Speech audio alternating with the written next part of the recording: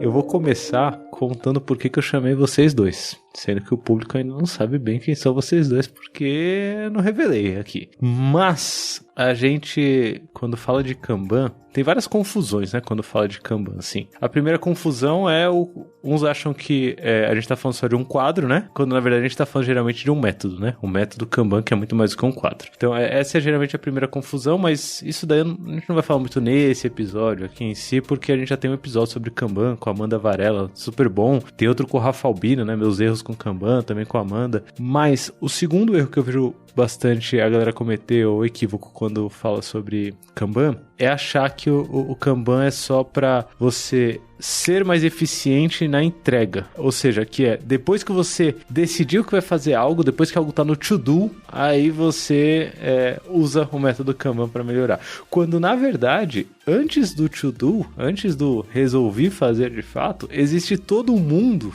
existe todo um universo que é pouquíssimo explorado. E que, na verdade, faz parte do dia a dia dessas pessoas. Ou deveria, né? Pelo menos. Fazer parte do dia a dia dessas pessoas chamadas Product Owners. E aí eu achei, putz, essa combinação vai ser linda demais. Mas eu não vou falar ainda quem são nossos convidados. Eu vou antes pedir para o Léo soltar a vinheta. Solta a vinheta, Léo. Olá, este é o Love the Problem, o podcast oficial da K21. Evolução contínua de pessoas e organizações. Com carinho, toda semana para você.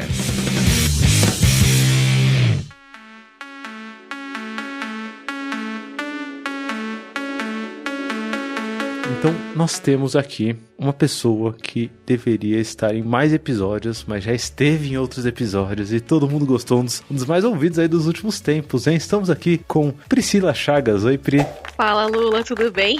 Tudo bom? Que legal estar aqui de novo, que legal que as pessoas gostaram do episódio também. Falou de produto, já vem Pri na cabeça, né? Product Owner, pai, coisas assim, ó, já vem. Tá vendo, ó?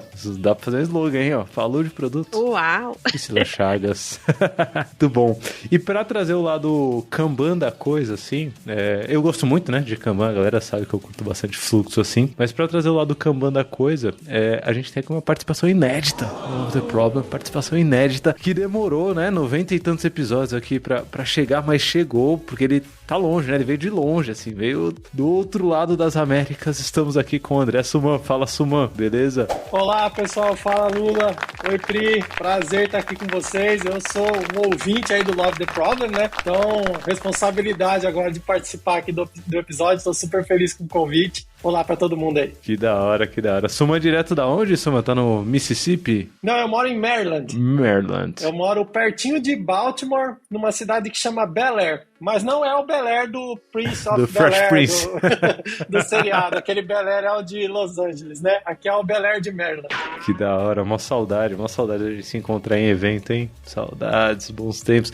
Eu acho, Suman, que eu tenho quase certeza que a minha primeira palestra em evento foi no mesmo dia da sua primeira palestra. Eu lembro da gente, eu não lembro, não sei se era a sua primeira, mas 2016, assim, a gente lá embaixo, nervosão, assim, tipo, putz, daqui a pouco vai ter palestra e tal. A sua era alguma coisa sobre trabalhando com times remotos, pá. A minha era sobre Evidence, bons tempos, hein? 2016. Acho que era a primeira num evento maior, assim, né? De evento expressão, grande, vamos dizer assim, né? Que aí bateu aquele nervosismo e tal, responsabilidade. Mas sempre aprenderam bastante aí nos eventos também. Vamos ver ano que vem, né? Acho que tá todo mundo ansioso aí pra sair de casa, dar uns abraços aí nos eventos. Vou voltar. Espero ir aí pro Brasil, o pessoal vir pra cá também e a gente se encontrar de novo. Tomara.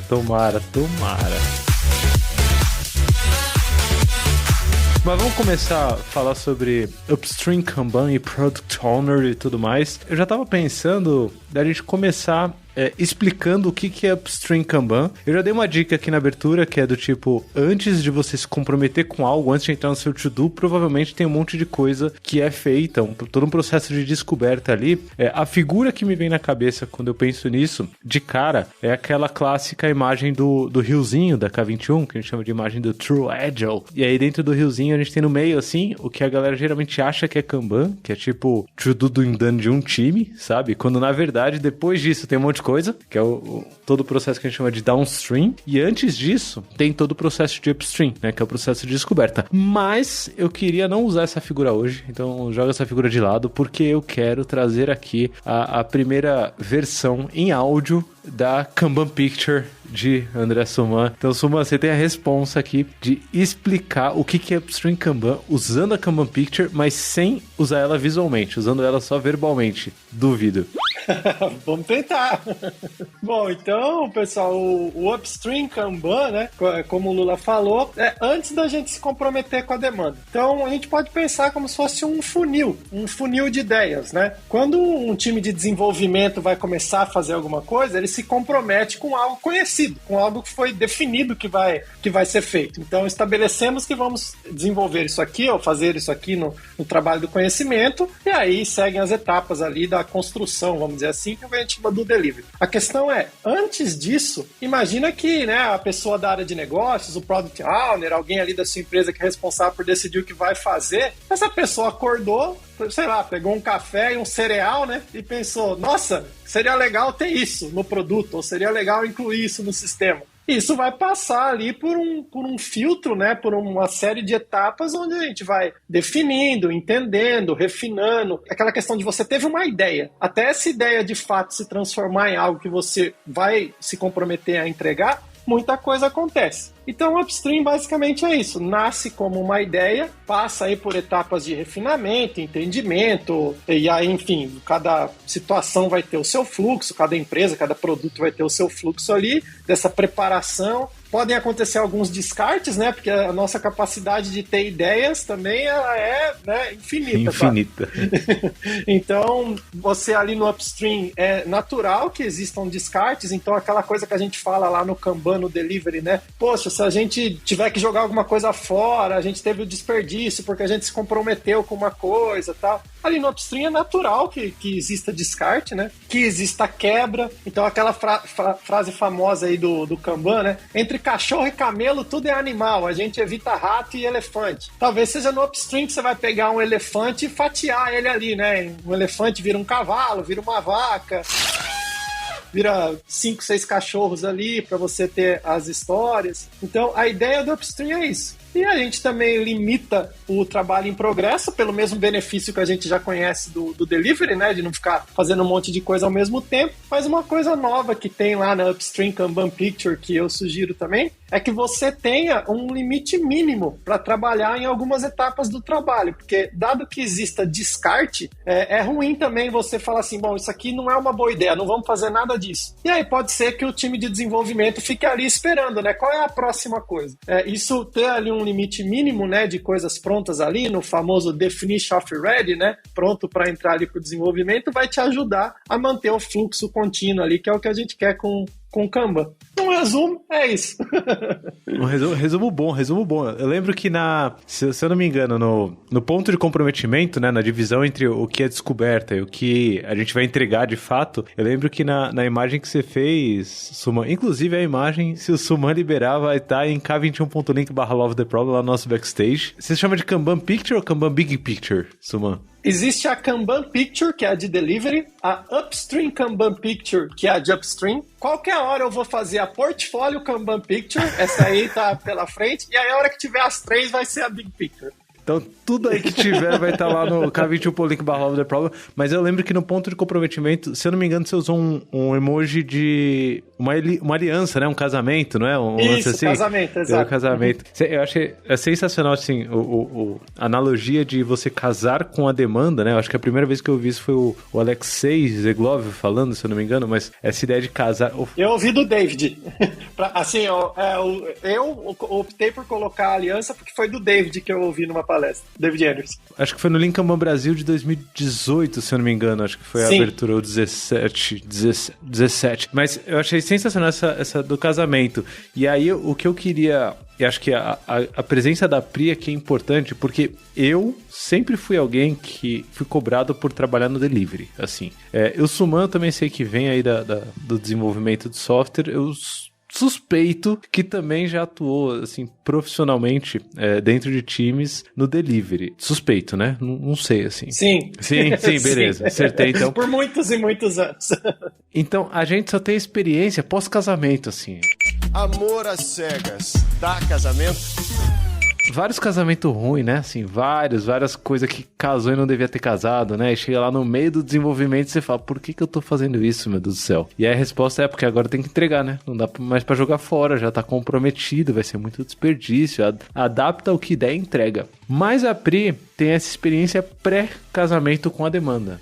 A Pri eu a conheci já como Product Owner. E aí eu queria saber, Pri, esse upstream, né, isso que vem antes do ponto de comprometimento, antes do casamento com a demanda, né, antes do casamento com o item, antes de decidir, é isso, bora fazer. Duas coisas que eu queria saber. Primeiro, como que é, na vida real, essa jornada do tipo, é possível ter etapas, assim, que você coloca num quadro de fato, ou é um negócio mais avoado, assim mesmo, e abstrato, e do tipo, são ideias, e aí a gente se compromete em algum momento e já entra, tipo, geralmente você enxerga isso, né, na sua cabeça, quando você pensa nesse upstream, em uma coluna só do tipo ideias e selecionou a ideia, entra, ou se é alguma coisa que dá pra você ter um processo um pouco mais visível. E a segunda coisa, eu já vou puxar polêmica aqui, ó, porque é isso aí, Love the Problem é só as treta. Lá vem. Que é, por que a galera insiste em separar em dois quadros diferentes? Por que a galera acha que tem que ter um quadro da galera de produtos e outro quadro da galera de delivery? Assim, vida real, Pri, você é a pessoa de produtos que eu trago aqui pra falar sobre vida real do Product Owner. Vida real, Upstream Kanban, qual é que é? Eu achei que eu ia me livrar dessa hoje.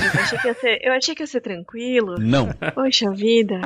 Hashtag tretas. Hashtag tretas, Você pensou em treta, eu não pensei em produto, pensou em Pri, pensou em treta, eu tô entendendo. É o único podcast com hashtag treta. Bom, vamos lá. Falando um pouco do processo de upstream do ponto de vista de produto, né? Eu acho bem engraçado, assim, quando eu ouço as pessoas falando do casamento. O casamento é pro time de desenvolvimento. Mas pra pessoa de produto que tá ali tentando fazer gestão de expectativa, é muito difícil não parar com uma aliança na mão. Antes. Então, assim, aquela coisa do casamento arranjado, né? Vou usar a analogia do casamento. Muito boa. O casamento arranjado. Por quê? Normalmente, como PO ou como PM ali, quando você tá trabalhando no nível de autonomia, você tá representando uma série de stakeholders, sendo também o cliente, entre todos eles, né, representando o cliente e representando os interesses da empresa e vários interesses. Então, assim, quando você tá num ambiente complexo, como normalmente a gente tá, então, eu tenho um ambiente onde eu preciso... um ambiente regulado, né? Eu vou falar aqui da casinha que eu conheço mais, que são as fintechs, são ambientes regulados pelo Banco Central, onde eu preciso estar em cumprimento com as leis, eu preciso estar em cumprimento com normas básicas de segurança. Hoje em dia ninguém escapa da LGPD, então imagina que cada uma dessas pessoas... Cada uma dessas figuras é alguém querendo botar uma aliança na nossa mão. Casa com isso. Casa, pelo amor de Deus. E a data já vem, né? Então, assim, no outro episódio que a gente conversou aqui, esse compromisso, a gente tenta adiar o máximo possível quando a gente tem um nível de incerteza muito alto, né? Quando conforme se torna cada vez mais complexo, cada vez mais caro, né? Quanto mais caro for, a gente tenta adiar esse momento de comprometimento. Mas a cada reunião em que você entra como gestor de produto, dentro com um stakeholder, com um representante de uma área, você tá gerando uma expectativa. E essa expectativa pode não ser um casamento, mas vai ser um noivado, sabe? De, olha, eu tô esperando que isso saia, né? Então... Acho que para mim, a minha principal discussão com o pessoal de Agile Master ali dentro do squad, dentro de um time, era muito mais assim, gente, é compromisso para você, mas para mim já foi há muito tempo, sabe? Então, a gente precisa entender, eu entendo que fica cada vez mais caro. E aí, a gente pode entrar aqui na esfera de dívida técnica, né? Se eu não faço direito, eu vou sair cada vez mais caro. Mas, assim, esse compromisso, a ideia do compromisso, ela ela pode não ser tão efêmera como quanto parece, né? Então, quando a gente tá discutindo isso com os stakeholders, normalmente você tá fazendo esse tipo de negociação que ela já acontece. Tanto que POs da minha vida, pessoas comentem aqui no backstage o quanto é fácil para você descartar. Me conta. Porque pra mim não era nada fácil descartar, eu vejo hoje também não é nada fácil descartar, porque o descarte ele sempre fica ali, será que ele volta, será que ele não volta? Então assim, a gente sempre discute ali o descartar. E a segunda, tá vendo? O Lula me fez uma pergunta que vai levar o podcast inteiro. 2 quadros. 2 quadros, vou trazer minha opinião, tá, gente? Sou contra. Aí, tamo junto, hein? Time sou contra também. Time sou contra porque o trabalho, a entrega de valor para o cliente final, ela abrange todas as etapas do tanto upstream quanto downstream. E é muito necessário que o time, no seu dia a dia, visite o upstream, entenda o que está acontecendo lá. Por mais que não vai fazer e tudo mais, para entender o impacto que tá tendo no dia a dia, para estar entendendo o que tá rolando no Discovery, que feedback eu tô tendo do cliente. Então, quando a gente coleta feedback, é lá que vai entrar, né, os insights e tudo mais. É no upstream que vai entrar, né? Então, onde que a gente documenta isso, né? A gente tem um outro episódio aqui, o que vem depois do Dani? O que vem depois do Dani é o novo upstream. Então, assim, onde que a gente vai pôr feedback do cliente? Vai ser lá vai ser no nosso backlog de ideias. Então, por que o time não tá vendo isso? Por que o time vai ficar fechadinho no seu mundinho? Não pode, né? Então, acho que respondi, Lula. É isso? Responder, você sabe que aproveitando a analogia do casamento, me parece que ninguém tá muito interessado em noivado nesse mundão dos produtos digitais, assim, né? A galera não quer curtir um date, né? Não quer curtir, tipo, só uma troca ali de ideia, um cineminha. Parece que toda ideia que surge, todo mundo acha que é uma boa ideia. E aí, a galera que só é responsável por botar a mão, assim, ou se sente responsável por botar a mão só depois que entra no to-do de fato, né, ali no comprometimento, essa galera não quer nem saber do cineminha, do papo, do que rola antes. É do tipo, não, me manda aí, tá casado, eu vou entregar e pronto. E eu fico imaginando, usando a analogia aqui forte, né, eu fico imaginando isso na vida real. Imagina como seria na vida real, você, sei lá, trombou com alguém na rua, olhou e falou, nossa, essa pessoa parece ser legal. Casou na hora, assim, pronto, tá determinado que você vai casar, sabe? É um pouco problemático, né? No dia a dia, assim, na vida, né, usando analogia. Estamos usando analogia, calma, não quero despertar gatilho aqui em ninguém, calma, mas usando analogia, parece que a gente se apaixona muito pela ideia de cara, né? E aí traz de novo o nome do Love the Problem, né? O nome do podcast, muito bem escolhido, dezenas de episódios atrás, mas eu acho que talvez, esse insight me caiu agora, Pri, quando você começou a falar que talvez é a falta de foco no problema, né? A falta de curiosidade de explorar o problema e a autoconfiança de que a ideia, a solução é matadora logo de cara, ao invés de explorar melhor essas opções. A gente sabe que isso que você falou, essa frase que você falou da gente adiar ao máximo o comprometimento é uma das premissas que a gente usa no próprio Kanban. O quanto você acha que isso funciona só dentro da sala de aula, Suman? Porque gente apaixonada por ideia, gente que tá apostando tudo em ideias sem investigar opções, é o que mais tem nesse mundão. Como que a gente freia esse tipo de coisa? Como que a gente... eu tenho usado algumas táticas assim, mas às vezes eu acho que é só ilusão minha, sabe? Tipo, não, a galera só vai se apaixonar pela ideia e vai casar mesmo, botar um anelzão no dedo e aí vai sobrar pra Pri ter que falar, já tá casado, gente, não vai dar pra descartar não, vocês acham que vai... Não, já casou. Vida real, como que a gente adia o comprometimento com um item pra curtir o datezinho, o cineminha, ao invés de botar no to-do logo e vamos fazer já. Bom, primeiro, só quero deixar claro aqui que eu me senti provocado. A Kanban Picture, ela tem a upstream e a delivery para fins didáticos só, mas eu também concordo que o quadro é único. Tá? Aí, sucesso. Essa é nem tinha me ligado.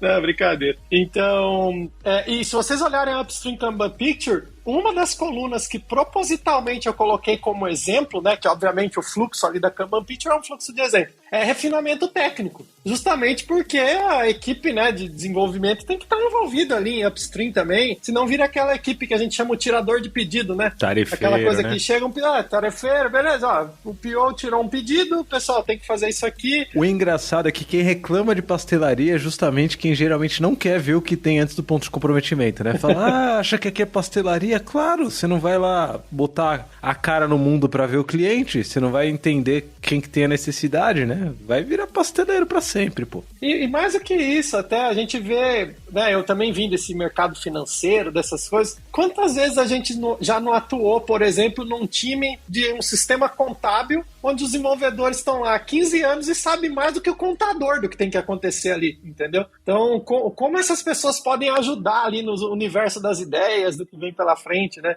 Acho que isso é uma parte bem legal aí. Mas levando para a prática, para adiar o ponto do comprometimento aí, como o Lula falou, como a Pri pontuou, super legal, né? De realmente, assim, bom, o que eu acredito? Acho que é um senso meio que comum, assim. Se você toma a decisão com mais informação, você toma uma decisão melhor, né?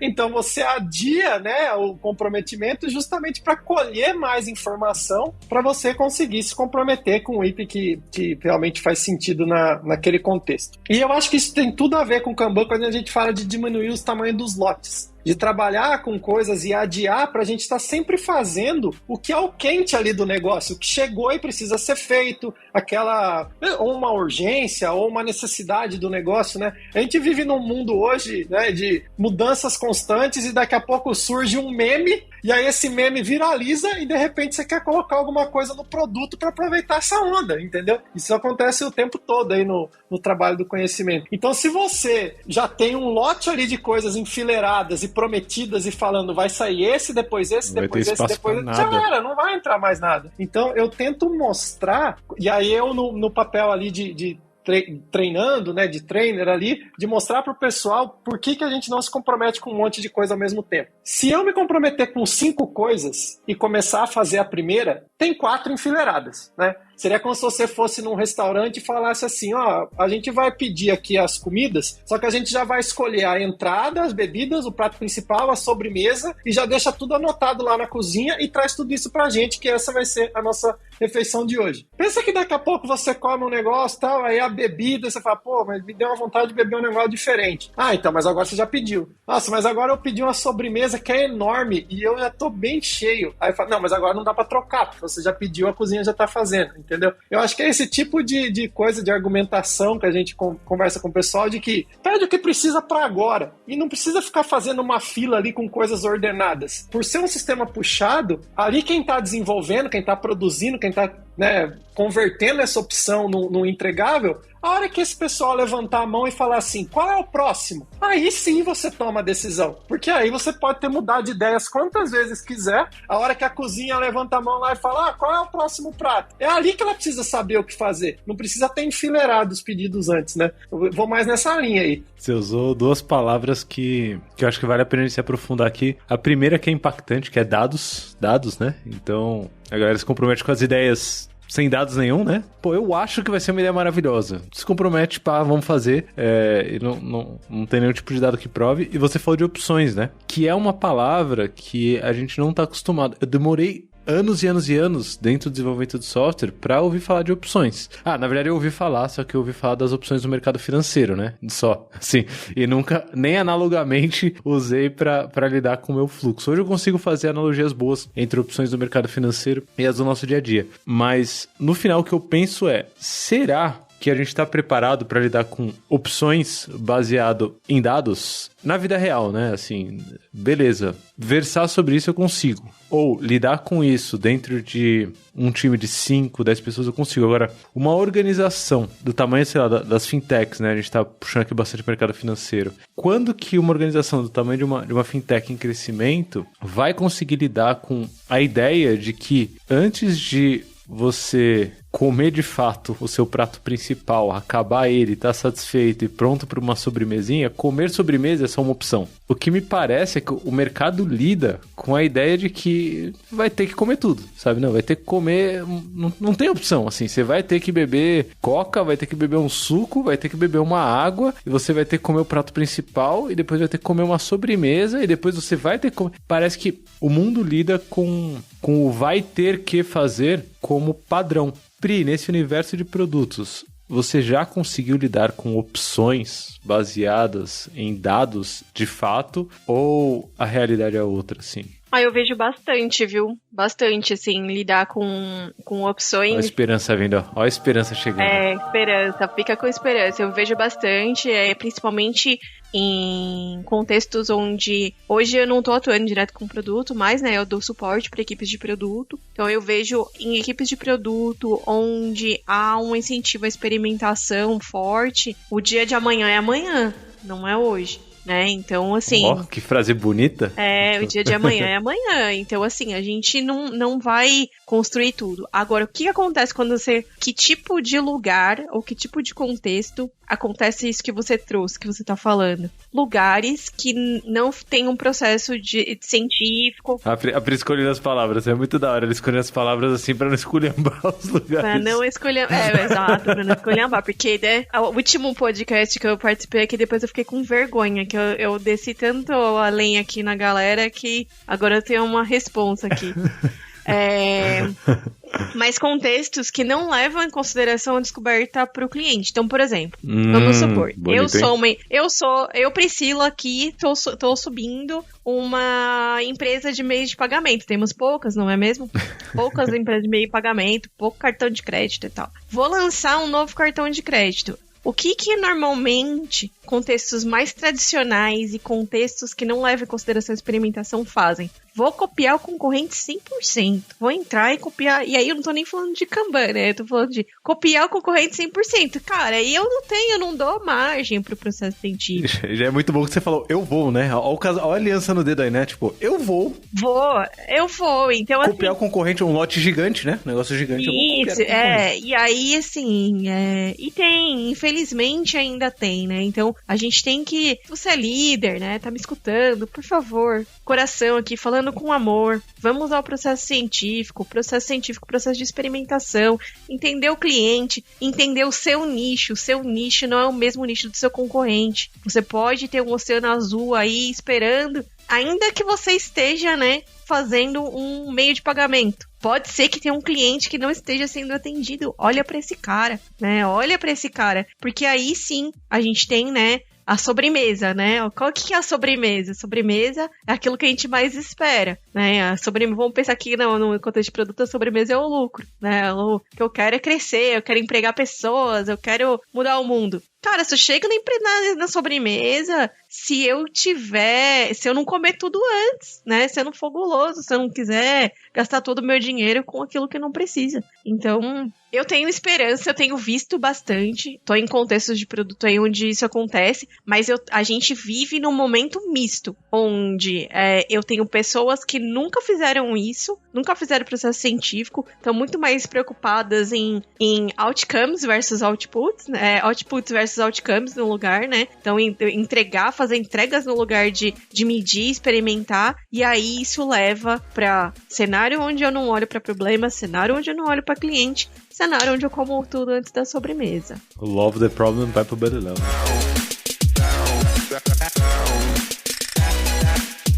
Aí tem a questão também até do próprio propósito, né, Pri? Eu tô tendo uma experiência agora atuando como PO de uma ferramenta de métricas para equipes ágeis. Então, assim, pra mim é uma coisa nova, essa coisa de ser produteiro, né? Tô super aprendendo ali. Eu sempre orientei POs, né? Isso aqui, como que as histórias, tal, como é que é o fluxo, o upstream, vou te ajudando, mas colocar o chapéu de PO é diferente pra mim, né? E aí eu percebi quanto eu falo muito mais não do que sim. Por quê? Poxa, é uma ferramenta de métricas para equipes ágeis. Quem que a gente quer atender? As equipes que trabalham com agilidade, trabalham com, pode ser com Scrum, com Kanban, para a gente entender as métricas de fluxo e tal. E direto chega alguém e fala para mim, Suman, você tem que pôr um negócio aqui que é muito importante. Você tem que colocar um indicador aqui para a gente fazer o tracking de quantas horas cada desenvolvedor apontou versus quantas horas eles deram para a estimativa da tarefa. Como é que é o negócio? Gente, talvez exista algum público para isso que vocês estão querendo. Não é o público de equipes ágeis que querem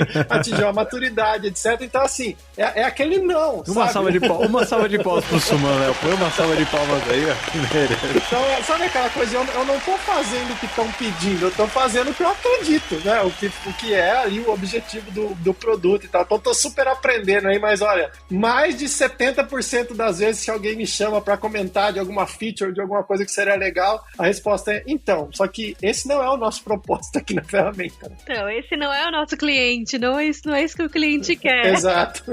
Eu acho que a ideia de orientação a serviço, e esse é um negócio que eu demorei muito tempo para aprender, a ideia de orientação a serviço faz muita diferença nessa hora, né, Suman? Acho que você já tem isso internalizado. Quando você fala de propósito, no final você tá falando isso, ó, o serviço que a gente quer entregar não é esse. O que eu quero como resultado final do serviço que eu entrego é diferente. A necessidade que eu quero atender é outra. Eu gosto muito da ideia da definição do serviço, né? Eu geralmente rabisco esse slide na hora, assim, mas eu sei que a Kanban University tem um slide já prontinho, bonitinho, que é a necessidade de alguém, um trabalho sendo executado e essa necessidade sendo atendida. Que é justamente o que você e a Pri estão falando juntos aí, né? A Pri falou, ó, quem não liga para lidar com opções com base em dados, geralmente são as pessoas que não querem descobrir mais sobre a necessidade do consumidor que está lá numa ponta. E aí o que o Suman trouxe se você não descobrir as necessidades desse consumidor, o propósito do produto que você está fazendo vai ser um propósito vazio, vai ser um propósito que vai atender a necessidade de alguém meio que aleatório, né? Porque no final não vai ser necessidade de alguém que tem um time ágil, assim. Quem pede um carro no aplicativo, a necessidade é ir para algum lugar, não é consumir bala, né? Então seria a mesma coisa você falar que eu pedi um carro porque eu tava afim de uma bala, então eu pedi um carro aqui no aplicativo para me levar para algum lugar.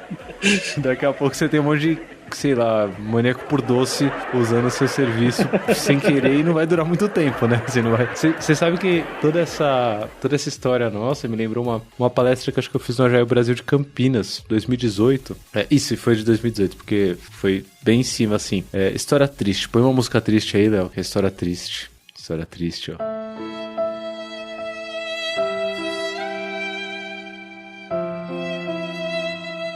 Em 2018, comecinho de 2018, eu tive um problema estomacal, assim, meio que grave, eu fiquei meio mal. Inclusive, tem gente que quando ouve essa história fica bem triste, porque tava comigo na época, assim, e aí sabe que eu tava bem mal, assim. E aí eu achei que era só eu descansar que eu ia ficar bem, né? E aí eu fiquei, tipo, na cama, assim, pô, deixa eu ficar descansando aqui, quietinho e tal.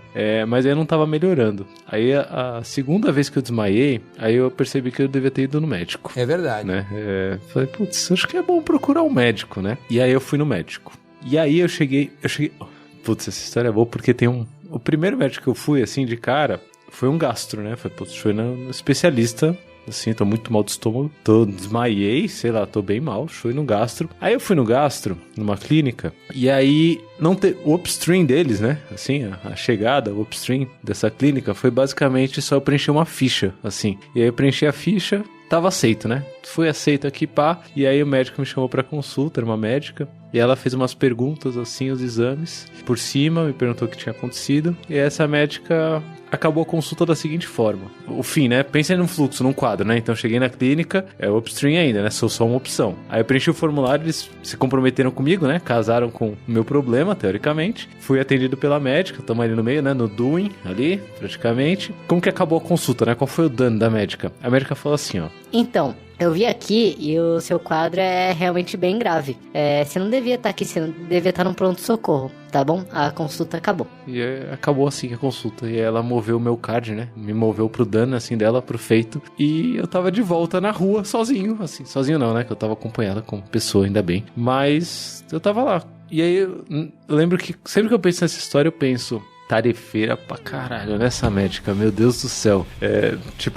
Peguei, examinei, diagnostiquei, feito. Uhul, sucesso. Tá lá na rua de novo. E aí, se a gente for pegar pelo propósito, né, ou pegar pela necessidade do consumidor, que é o que a Pri trouxe aqui, né, olhar pra serviço, o serviço dessa médica não funcionou. O serviço dessa clínica definitivamente não funcionou, assim. O propósito do serviço não é dar diagnóstico, sabe? Acho que ninguém faz uma faculdade de medicina durante 5 anos pra simplesmente dar diagnósticos, porque no final, acho que minha vida tava bastante em risco. E eu ali na rua sozinho de novo, né? Tipo, sabendo que eu ia ter que ir pro pronto-socorro. E aí eu chamei o Uber e fui fui pro hospital mais perto, né? Que tinha ali, que era o Hospital das Clínicas. Eu tava ali em Pinheiros. Aí fui pro Hospital das Clínicas. Pra quem tá aflito com a história aqui, fica um pouco mais aflito porque meu estômago tava sangrando. Foi o diagnóstico da médica. Ela falou, você tá com hemorragia interna. Mas eu sobrevivi, então fica calmo. Spoiler aqui, né? Sobrevivi, tô vivo. Então no final deu tudo certo, calma. Mas quando eu cheguei no Hospital das Clínicas, o upstream deles foi muito diferente do da médica. Quando eu cheguei no Hospital das Clínicas, eu tentei entrar pela porta principal, assim, pela catraca, e o moço falou, não, aqui não é o pronto-socorro não. O pronto-socorro é lá em outra entrada. Aí eu falei, eita, não querem me atender, né? Aí eu fui lá pra outra entrada, aí cheguei pra moça, falei, moça, então, meu estômago tá sangrando e eu preciso ser atendido. Tô morrendo, já desmaiei 2 vezes. E ela falou, não, aqui só chega de helicóptero ou de ambulância, senão não entra. Aí eu falei, eita, como assim? Eu tô morrendo. Ela, não, só de helicóptero ou de ambulância. E aí nesse momento, Suma, quando eu falo isso, eu lembro de você falando não, né? Porque eu tava recebendo não ali no upstream, tá vendo? Eles não casaram comigo, eles estavam tipo, não, aqui helicóptero, ambulância. E aí eu sei que eu tava bem mal assim, eu tava quase desmaiando, eu tipo, sentei no chão assim pra não cair. Aí nesse momento que eu sentei no chão, veio o segurança, abriu o portão, me colocou pra dentro, e aí veio a enfermeira, fez uns exames, ó, dados aí, hein? Fez uns exames, assim, tipo, mediu pressão, mediu coração, como tava, e ela viu que eu tava bem zoado mesmo, assim, a pressão tava muito baixa e tal. E aí sim, ela deu entrada na minha ficha, e eu entrei e fui muito bem tratado, assim, no sistema, sobrevivi, fiquei uns 2-3 diazinhos aí na internação pesadona, tomei umas 4 bolsas de sangue e hoje eu estou bem. Muito obrigado para quem se preocupou durante a contação da história aqui, mas estou bem. Mas o lance e o que eu queria discutir aqui? Dentro de sistemas que entregam um bom serviço, que é o caso do Hospital das Clínicas, né? É o hospital de referência em toda a América Latina, acho que talvez seja o principal hospital público da América Latina. Se você entrega um serviço que é bom, que as pessoas percebem como bom, a tendência é você ter cada vez mais oportunidade batendo na sua porta, certo? Porque vai um recomendar pro outro, ali ó, vai lá, pô, fala ali que sai, certo? Fala ali que o negócio funciona. E aí, a partir desse momento que tem mais coisas batendo na sua porta, se você quiser manter a qualidade do serviço, o não, ele é premissa básica. E aí você fala, mas eu não consigo falar não. Se liga, o hospital tava falando não pra mim, uma vida, né? Alguém quase morrendo ali. Eu prefiro um hospital que fale não pra algumas coisas e ponha pra dentro que é realmente grave, mas atenda de verdade, do que uma clínica tarefeira que bota pra dentro qualquer coisa e no final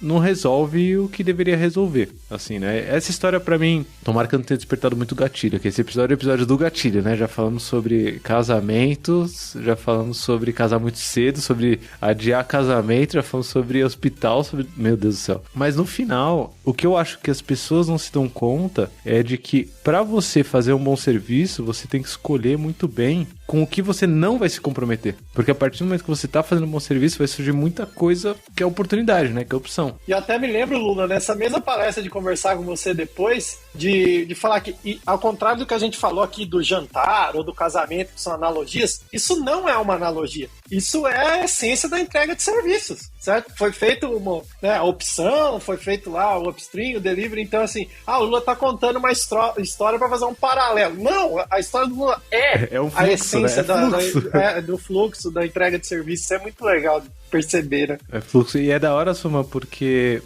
durante a pandemia, agora, né? Ainda estamos gravando durante a pandemia. Se você nos ouve em 2035, provavelmente isso já acabou há muitos anos. Estamos de dedos cruzados aqui. Quer dizer, às vezes não. Mas já estamos chegando numa onda boa agora já aqui. Todo mundo vacinadinho, tomem suas vacinas. Mas atualmente em pandemia, uma das métricas que a galera acompanha bastante é a ocupação de hospitais, né? E aí, quando você começa a trabalhar com a ocupação de leitos, ocupação de hospitais, começa a ficar cada vez mais evidente que você precisa trabalhar melhor suas opções. Porque se você falar sim pra qualquer coisa que bata na sua porta, falando, eita, dei uma tossida minha interna aí, sabe? Dei uma tossida, me aceita aqui, dei uma tossida. A ocupação vai subir, né? Vai estar muito alta, muito cedo. E é o que você falou, nenhuma outra coisa vai conseguir entrar a tempo, né? Nenhuma outra coisa que seja grave vai conseguir entrar a tempo, né? Eu queria botar um adendo nessa analogia que vocês fizeram, né? Sobre o limite, né? Sobre o não. E eu acho que também vale aqui a gente pontuar que não é só não e ponto, né? Eu acho que o não e ponto. Vamos falar do não e ponto. Então vamos imaginar a situação do Lula que tava ali chegando no hospital, né? E aí o hospital não aceitou porque não chegou de helicóptero ou de... Eu juro que eu olhei pro alto pra saber se tinha algum helicóptero, Pri, pra pular. Vamos. É, uma ambulância, né? Uma ambulância ali, pô, abre a porta aí pra nós. Mas o próprio Covid era uma demanda nova, né? Então...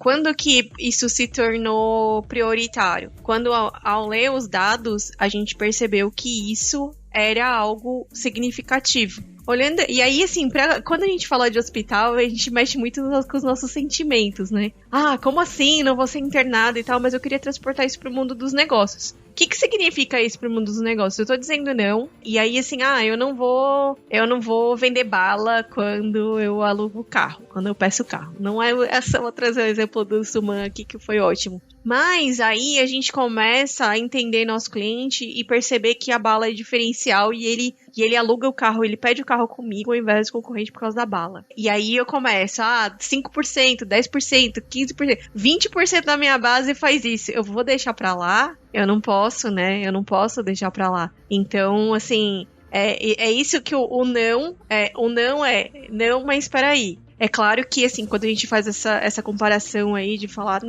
não vou fazer porque não faz sentido. Não faz sentido por quê? Porque os dados não mostram que tem uma relevância. Mas se o comportamento do meu cliente começar a apontar que tem relevância, isso vira oportunidade, isso vira ideia a ser trabalhada, ideia para discovery. Então, assim, principalmente para equipes menos maduras, onde eu já tive muita discussão nisso, tipo, não e ponto, não faz sentido, não vou fazer e ponto, não vou fazer. Não é isso, né? Não é nesse não que a gente tá querendo dizer. Dizer não é importante, priorizar é importante, mas entender o cliente é vital para nossa sobrevivência. É claro que, né, no caso da sobrevivência do Lula, no hospital é um outro cenário e tal, e aí até trouxe a Covid como exemplo, mas é sempre importante a gente olhar as coisas com esse quê de não agora, oportunidade para o futuro, talvez. É muito doido porque o que eu gosto muito de fazer nisso, e acho que casa bastante com esse exemplo que você e o Sumão trouxeram, Pri, é colocar a linha, no quadro mesmo, assim, ó, botar a linha do tipo, ó, passou dessa linha,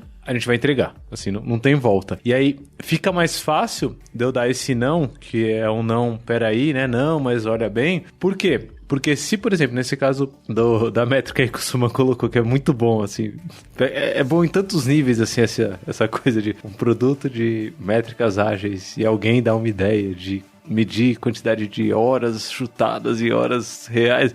Se o Suman, que é alguém que tá olhando para essa parte do upstream, né, que tá ali fazendo o trabalho de produtos, se ele fala que não é uma boa ideia e alguém tá falando que é uma boa ideia, no mínimo, não é o momento certo para se casar com esse negócio, certo? Porque a gente tem um conflito, né? Então é do tipo, ó, não. Por quê? Porque a gente nem concorda nessa porra. Como você quer que eu case com um negócio que a gente nem concorda, no mínimo, sabe? Eu gosto muito da linha. Tem um não agora, não nunca, não, mas a gente vê melhor daqui a pouco. Tipo, não vamos discutir. E isso tudo tem a ver com a própria capacidade, né? Como a gente tá falando da capacidade do hospital e tal. Qual é o desafio do trabalho do conhecimento, né? Se a gente se é uma fábrica que produz um item de manufatura, se é um hospital que tem camas lá, você entra no hospital, você olha, você sabe se tem capacidade para pôr mais gente ou não tem, né? Quando o trabalho está escondido, né? E é por isso a gente traz no Kanban a visualização e tudo mais. O nosso trabalho é muito difícil. Você ver se está dentro da capacidade ou não está. Se você tem uma garrafa que cabe 1 litro d'água, se por mais que 1 litro transbordou, e pronto, não dá, entendeu? Agora, para o nosso trabalho, sempre fica aquela coisa, não, mas será que não dá para pôr isso? Será que não dá para pôr aquilo? O que o pessoal está fazendo? E eu queria aproveitar até fazer uma pergunta para Pri. Onde que fica, Pri? Se você acha que tem isso ou se é uma coisa que totalmente não tem nada a ver com o que eu tô falando, mas é essa intuição, sabe, da pessoa de negócio, do PO, de que assim, pô, valeria a pena colocar isso aqui. O feeling, né? É um negócio que tem que ser muito mais data-driven mesmo, o feeling vale lá no começo do upstream, mas pro final, já essa história do feeling, da intuição, já tem que ter sido provada de outra forma. Como é que funciona isso aí? Como é que você acha? Você casaria com alguma coisa que você sentiu que deveria casar, Pri? Só se fosse muito barato. Opa! O pensamento aí é quanto custa, né? O feeling vale, tá? O feeling vem da onde? O feeling vem do estudo e da experiência. Então, você estudou seu cliente, você conversa com seu cliente regularmente, você entende seu cliente, você almoça com seu cliente, você janta com seu cliente, e aí, assim, você ouve ele falar, assim, da mulher, tá chorando, tá com um problema em casa, você sabe todos os problemas do seu cliente, e aí é como aquele seu amigo que você, né, o seu amigo do peito que tá com um problema, e você fala assim, poxa, eu te conheço tão bem, por que você não vai por aqui? Então, essa intuição, ela existe, ela vem, mas ela não vem do nada, ela não vem de tipo, eu acho que é isso aqui. O que a gente faz quando a gente é muito novo, fazendo um produto muito do zero? A gente experimenta com low code, no code. Então, por exemplo, no caso de produtos digitais, né? Vou fazer uma experimentação com um protótipo, vou fazer uma experimentação, vou fazer aqui um protótipo navegável e dar na mão do cliente para ver como é que ele vai se virar. Vou tentar usar o mínimo de recurso possível para validar uma ideia. Agora, desprezar a ideia porque eu não tenho grana é limitante, né? A gente tem que buscar formas de testar essa ideia, e quanto mais a gente testa, quanto mais a gente tá no contexto, por isso que é tão complicado para uma pessoa de produto trocar contexto, é construir essa intuição ao longo do tempo, porque é um trabalho de muitas pessoas. A intuição do PO com o time também, ela é construída, então ela fala assim, essa ideia entra hoje, essa ideia não vai entrar hoje. Então você vai chegar no time e falar assim, o time vai me bater hoje, é hoje que o time me bate. Então hoje não é o melhor dia pra eu deixar essa coisa, entendeu? Então eu acho que, assim como essa intuição profissional, né? Então quando a gente tá conversando aqui, quando eu vou falar de Kanban com você, eu tenho certeza que tem igual quando você falou de serviço, né? Eu tô falando de negócio e você vem e me fala do propósito do serviço. Tá tão na veia que já vira algo intuitivo, algo que você traz no seu dia a dia, que é a experiência da gente de anos das coisas. Então, existe, só que ela não é construída do nada. Muita gente acha que fiz um curso de produto, tem intuição de produto. Não é assim que funciona, tá? Não é nessa linha, mas você pode construir conversando com o seu cliente, se tornando ali o best friend ali, best friend forever do seu cliente, pra saber se você consegue dar palpites ou não. Mas eu gostei da restrição que você já trouxe de cara, assim, a resposta básica do tipo, pô, eu caso, mas não caso com elefante, com urso, com mamute, com girafa. Eu caso com cachorro, um gato, de preferência um ratinho ali, coisinha pequena que vai fluir rápido, que vai fluir barato. Pra quem não entender a analogia, volta aí, ó, o Suman já trouxe lá atrás, ó, itens grandes, são muito caros, são mais demorados e não passam bem no fluxo. É só lembrar de... tem um time que eu tô trabalhando agora, inclusive um grande abraço pra quem for desse time, não vou revelar aqui cliente, né, NDA, mas a galera basicamente fazia aquele Planning Poker, né? Pra quem nunca ouviu falar de Planning Poker, acho que vale um episódio inteiro de Love the Problem aqui só sobre Planning Poker. E esse sim vai ser hashtag tretas, Pri. Convidadíssima, né? Só pra fazer episódio de treta aqui. Eu já tenho minhas ressalvas ali. Aí, já vem, né? Você fala. É que o pessoal que tá ouvindo, obviamente, não tem a imagem, mas a hora que o Lula falou de Planning Poker, você já viu que a Pri já começou até a se ajustar na cadeira, assim, o pescoço dela começou a esticar. Então... Suando aqui, tô suando. Então, eu não tenho nada contra, até tenho amigos que fazem. Mas o ponto é, o Planning Poker, pra quem não conhece, é basicamente um momento em que as pessoas tentam estimar o tamanho ou complexidade das coisas com as quais elas estão se comprometendo, né? E qual que é o ponto principal que ele ressalva, pra quem não entendeu o porquê da gente começar a se mexer na cadeira? É porque, no final, é um grande chute. E, às vezes, as pessoas levam muito a sério, assim, esse chute. Chutão, assim, como se fosse coisa muito real. E é um chute, é só um chute. Mas essa galera usava o Planning Poker assim, e aí o que eu tirei proveito? desse Planning Poker. Eu falei, galera, primeira coisa, quando vocês estão estimando esses itens, vocês ainda conseguem descartar? Ou já tá comprometido? Aí eles falaram, não, já tá comprometido. Eu falei, então tanto faz o que você chutar, você vai ter que fazer, não vai? Então, dá pra você talvez fazer qualquer tipo de análise se você vai se comprometer ou não com esse item antes de você estimar, assim, tipo, vê direito, conhece melhor o item, depois que você conhecer o suficiente, aí você se compromete a fazer. Aí a galera gostou dessa ideia já. Daí já ajuda um pouco a limitar, né? Tipo, já tô botando o portão ali, né? Do tipo, ó, pra passar do portão, a gente precisa conhecer o suficiente. Beleza. Aí, eu trouxe essa analogia, só que ao invés de trazer animais, Suma, eu trouxe a analogia com um meio de transporte. Eu falei, se você tá tentando andar na cidade de São Paulo, aqui, com um caminhão com dois... caminhão biarticulado, sabe? Você tem tipo um... Bitrem. Bitrem, chama de bitrem. Eu sou do interior, eu sei, né? Caminhão de cana, né, Lula? O Lula caminhão de cana, ele então... não sabe. Chegou aqui o Suman com o bitrem de cana aqui em São Paulo pra dar um rolê em São Paulo, né? Vai ser doideira, você não vai conseguir andar muito, assim, você vai se ferrar muito e não vai chegar em lugar nenhum, assim. Por quê? Porque coisas grandes não fluem bem. Agora, se você for andar de carro, já é um pouco mais fácil, mas ainda tem seus percalços. Se você for andar de moto ou bicicleta, putz, aí a coisa funciona. A pé, é certeza que você consegue chegar, só tem que ver se o caminho é bom o suficiente pra você ir a pé, mas dificilmente você vai ficar parado no fluxo. E aí isso foi interessante, porque eu já fiz a analogia na hora, eu falei, então, tá vendo essas coisas que vocês estimam aqui, que vocês jogam nos pontos mó alto aí, ó? Pá, vocês estão chutando nos pontos mó alto? Por que vocês não fatiam melhor e trabalham com coisas pequenininhas? Antes de se comprometer. E aí entra a resposta da Pri aqui, né? Que é do tipo, putz, você apostaria no feeling? Ela falou, se for um negócio pequenininho, se for piquititico, se for do tipo bicicleta ou moto, se for de bicicleta ou moto, eu topo. Agora, se for pra ir no bitrem cheio de cana no meio da cidade, eu não vou apostar que ele chega do outro lado, não. Assim, não vale a pena essa aposta. E é interessante porque só nessas analogias que a gente trabalhou aqui, a gente já tá falando de limites, que é coisa que a gente fala muito pouco. Inclusive tem um episódio sobre o Whip Limit, vê lá no nosso backstage, que é 21.link/Love the Problem. Episódio com Wesley e com a Bia, muito, muito bom. A gente já tá falando de opções, né? Tipo, se compromete ou não, casa ou não casa. A gente já tá falando de fatiamento, que aliás, valia um episódio só pra fatiamento aqui no Love the Problem, inclusive, ó, pegando agora. Que é você transformar um bicho maior em um bicho menor, e que fique claro a analogia do bicho aí, ó. Vou usar a analogia dos meios de transporte. Quando eu falo de transformar um negócio maior em um menor, não é você falar, então vou fazer só a roda do caminhão. A roda do caminhão não é um meio de transporte, certo? Isso daí é quebrar um caminhão. Eu não quero que você quebre o caminhão, eu quero que você transforme ele em um meio de transporte menor, que flua melhor, tipo uma moto ou um carro. Mas aí a gente começa a trabalhar com upstream. Eu amei essa analogia, Lula.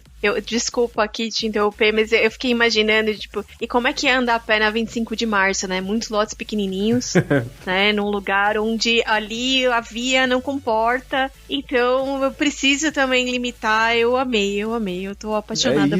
Tô apaixonada por essa analogia. Muito boa. Tem funcionado bem. A galera já fala, não, pô, isso daí é ônibus. A gente não gosta de ônibus aqui no nosso fluxo agora, não. Vamos transformar aqui em 2 motos. E aí se compromete com as 2 motos. Eu falei, isso, a moto anda bem. E aí o Planning Poker, que é tido como vilão no universo, pra eles começou a funcionar. Porque se eles estão jogando um número muito alto ali, tipo, tanto faz se vai acertar ou se vai errar, sabe, o número, mas eles já sabem que, putz, a gente precisa fatiar melhor, sabe, porque não vai fluir, assim. Tem funcionado, assim, e eles estão aprendendo a lidar com opções, né, no dia a dia, assim, na prática, que é a coisa mais difícil do mundo. E eu tenho uma analogia social aqui, só pra encerrar o assunto e pra deixar mais uma opção de episódio aqui pro futuro, que na nossa vida social, eu posso falar por mim, pelo menos, eu fui muito pouco ensinado a lidar com opções. Desde o começo, era tudo mandatório, né? Então, tipo, pô, você vai ter que ir pra escola. Pá, não é uma opção, né? Tá ali, já tá comprometido desde que você nasceu. Você vai ter que fazer tal coisa, você vai ter que fazer tal coisa. E aí eu vi que dentro desse contexto social, eu nunca aprendi a lidar com opções, né? Desde o primeiro chefe, era do tipo, você tá aqui, ó, o que tem pra fazer é isso, faz. Então eu fui criado pra ser um tarefeiro. E acho que isso tem muito a ver com não saber de upstream Kanban, certo? Ser tarefeiro, assim, na essência, criado, me assumindo tarefeiro aqui tem bastante a ver com isso. Tudo isso implica que a pessoa que tá ali cuidando do fatiamento, cuidando do que tá sendo colocado em downstream, tem o poder de montar, de fazer isso. E se ela não tem, a gente já aí entorna o carro todinho, né? Aí entorna tudo, porque a pessoa não tem, então o que acontece? Ela tem que casar com a demanda antes do downstream, ela vai casar com coisas que ela não tá tomando conta do orçamento, né, do produto. É uma coisa que ainda é bem fraco, eu acho, em times aí, que eu vejo muito pouco, que é cuidar do orçamento do produto, cuidar do orçamento da entrega. Então, saber quanto custa, ainda que estimado, que às vezes esses valores não são fáceis de obter, mas cuidar do orçamento para entender se isso é barato, se isso é caro, quanto traz para a empresa, quanto economiza, né? Então, pra gente ter esse tipo de opção, a gente precisa ter essas informações, e muitas vezes isso acaba que não tem. Então, tem um monte de premissa para essas coisas acontecerem. Mas o que eu acho bacana, Lula, que você trouxe, é usar alguns princípios de fatiamento ali, de entendimento, diminuição de lote, limitação, mesmo quando você não tá usando o Kanban, que é a coisa de... Cheguei no pessoal, tava fazendo ali um planning poker. Eu falei, gente, acima de 8... Eu fui assim, né? Acima de 8... Pensa bem, pensa direitinho, vê se cabe mesmo, porque 8 você já não sabe. 8 você já... E aí eu fui categórica, assim, de tipo, 8 você tem certeza que você sabe o tamanho de um 8? Ah, mais ou menos. Então, olha, presta atenção. Não deixa passar 8, não. Eu prefiro 15-2 do que um 8, praticamente. Porque eu me comprometo só com um 2, né? Eu me comprometo com um só, né? Dos 15-2. Aí deixa os 14 paradinhos no backlog, assim. Bonitinho, você se compromete. Ai, não vamos gerar estoque, né, gente? Não vamos falar de estoque, não. Depois joga fora depois. Só deixa ela paradinha e joga fora. Não, joga fora não.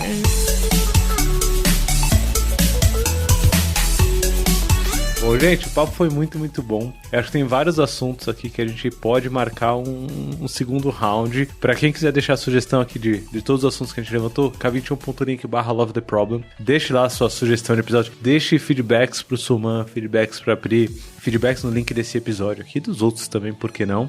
Eu queria fazer duas coisas antes da gente encerrar. A primeira coisa é saber de dicas aí, ou referências rápidas, uma referência de cada um, ou uma dica de cada um, pra quem quiser se aprofundar nesse tema que a gente falou hoje. Alguém quer deixar alguma dica, assim? Eu tenho uma que tá no meu bolso aqui, mas eu vou ouvir vocês primeiro. Dicas ou referências do que ler, o que ouvir, o que estudar, o que fazer. Tenho duas. Métricas Ágeis, do Rafael Albino. Muito bom. Livro da Casa do Código. Incrível. Fica de olho lá na matriz dos bichinhos, né? Na matriz de complexidade e incerteza, que tem lá, se eu não me engano. Se não tiver, tem artigo do Albino com essa matriz. Fica de olho. Vai estar no backstage, k21.link/Love the Problem, link pros artigos. Albino, se estiver ouvindo e não estiver no backstage, por favor, me manda. Fala aí, Pri. E o outro que eu já deixei aqui, que é de cabeceira, é o User Story Mapping, para ajudar você POA, a colocar, a fatiar seus ônibus em motos. Aí, ó. Muito bom. Uma salva de palmas para as recomendações de Pri aí. Suman, o que você traz de recomendação? Bom, eu acho que uma coisa que é legal é tentar trazer a equipe, né, o de desenvolvimento, a entender o produto, a de fato se envolver com isso, aí visitar lá o upstream, né, e mais que visitar, trabalhar ativamente ali. Então, eu sugeri pro pessoal dar uma olhada no material do Roman Pichler. Tem alguns canvas, algumas coisas lá, de você sempre, né, entender qual é o propósito, entender quem que você está atendendo. Então, acho bem legal aí nessa linha mais de produto. E quem achou interessante essa questão de, poxa, mas e aí como é que a gente pode ter previsibilidade se a gente não estima? Aí falaram que num planning poker talvez não seja a melhor forma de trabalhar e tal. Então, a referência do Troy Magenis também, ele tem bastante material de forecast aí. Acabei trazendo duas referências internacionais, né? Mas aí para trazer uma referência aí nacional, Love the Problem. Tem vários episódios aí que o Lula falou aí, episódios pra trás foram muito legais, então com bastante gente boa aí, acho que é legal o pessoal dar uma visitada aí, quem não conhece ainda, quem não acompanha semanalmente, dá uma olhada aí. Muito bom. Obrigado, Suman, pela referência aí. Eu vou deixar como referência aqui O podcast segue o Flow e o livro também, por que não, que é o livro que a gente discute lá no Segue o Flow, que é o The Principles of Product Development Flow. Tem tudo a ver com o assunto de hoje, né? Inclusive, no podcast a gente passa capítulo a capítulo, trocando ideia e tal. Eu acho que é um livro que, assim, todo mundo que trabalha com produtos digitais deveria ler, apesar de ser muito difícil. Então todo mundo deveria ouvir o podcast, que é muito mais simples, muito mais fácil. Então ouve lá o Segue o Flow. E eu queria fechar mandando salves aqui, porque nós temos no nosso backstage um cardzinho lá que você pode mandar um salve, um abraço, um beijo pra qualquer pessoa nesse mundão. Então, no episódio de hoje, o Nicolas, que difícil o sobrenome do Nicolas, mas eu vou tentar. Nicolas Howeather. Tomara que eu tenha falado certo. Mas ele mandou um salve pro Diego Calil e pro Fábio Detmar, o vulgo Fabex, que são parceiros dele na jornada de agilidade. A Jéssica Ferrari tá mandando um salve pra Dani Oliveira e pra Cleidiane Silva, amigas e parceiras na jornada. O Eduardo Romero, tá mandando um salve pro Panda, Pandinha, ó, que foi o primeiro palestrante que ele viu falando sobre agilidade. Ó, fica aí, Panda. Tá de férias o Panda, ó. Ganhando um salve de férias. O Edu mandou um salve também pra mim. Ó, que carinho, que amor, Edu. Tamo junto.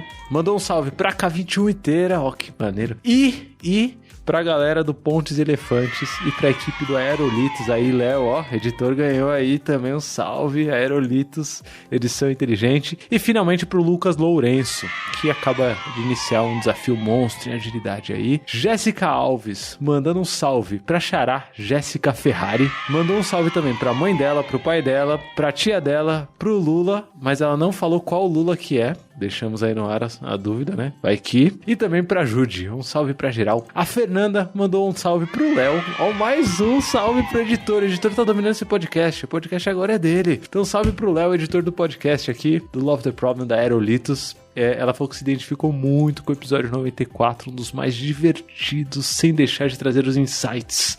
Tomou um café da manhã ouvindo a gente de manhãzinha, super divertido.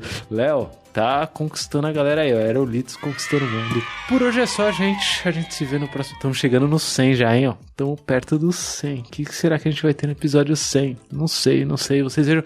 Ah, importante. Pra quem gosta muito do Love the Problem, é um merchan muito rápido aqui, mas tem o programa de liderança exponencial com a Andressa Chiari e outras referências aí que a K21 tá lançando. Procurem saber, k21.link/Love the Problem. A gente tá no YouTube agora com o Love the Problem, sem imagem, é só o áudio mesmo, mas pra achar os episódios é bem mais rápido, né? Quer passar pra alguém? Passa do YouTube mesmo, lá tal. E se você tá vendo no YouTube, não esquece, se inscreve no canal, ativa o sininho, pá. Se você estiver ouvindo no Spotify, também dá pra assinar o canal, também dá pra ativar o sininho aí no Spotify, que eu sei que tá. E acho que era isso. Beijo, gente. Tchau. Tchau, Pri. Tchau, Silvana. Tchau. Tchau. Falou.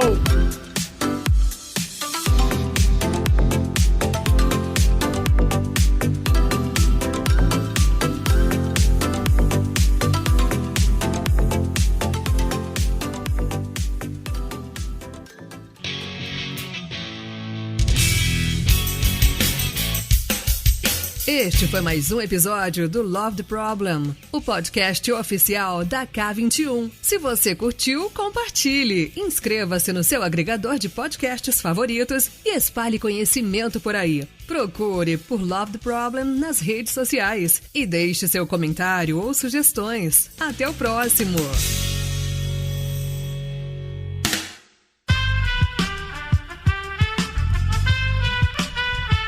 Esse podcast foi editado por Aerolitos Edição Inteligente.